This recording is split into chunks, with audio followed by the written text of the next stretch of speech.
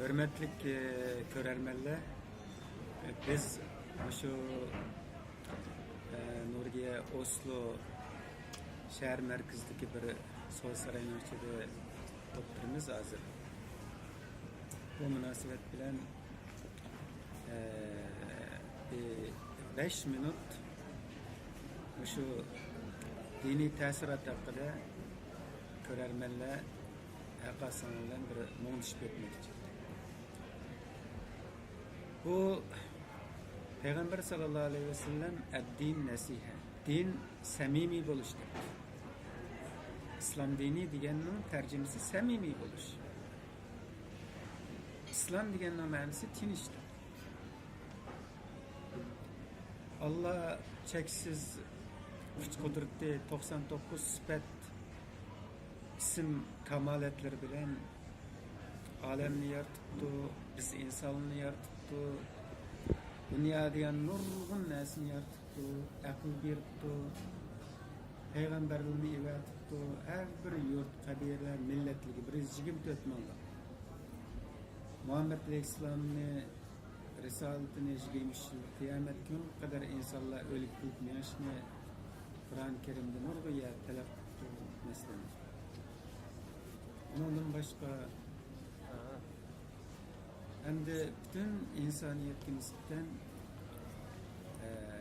talep bulunan 1920 Muhammed Aleyhisselam vefat edilirken kıyamet günü kadar Kur'an-ı Kerim'de insaniyetin göz aldığındaki inkar kılınmaydıgan, inkar kılınmaydıgan, özgertenmeydigan zamandan terakkiyatını üstün turduğun bir mucizevi kitap kılıp muşu kitabını boylatmamışını Muhammed Aleyhisselam'ın jigemişlik hayatı Risale, Kur'an-ı Kerim'den kurulur betleri biz insaniyetin telakki ettik.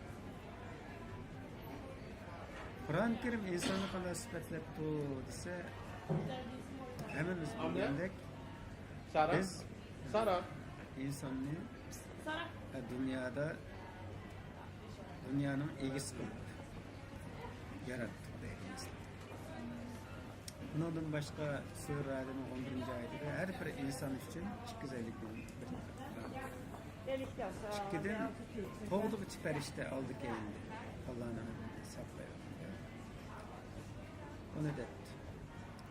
Demek insanın ki kadir kıymeti perişti malaikil kızımdan kılavatkan, dünyadaki bütün nesi kızımdan kılavatkan, Kur'an-ı Kerim yol göz kılavatkan, kem kalan terekke havanın en sap vakti doğru gelgen 5 vakit namazda özünün yardım tilişimizin talep kılavatkan.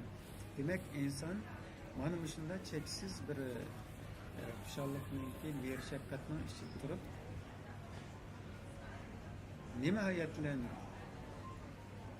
temsiliş, kadem, söz hareket jürüvatı doğruysa dünyada buzgunçuluk.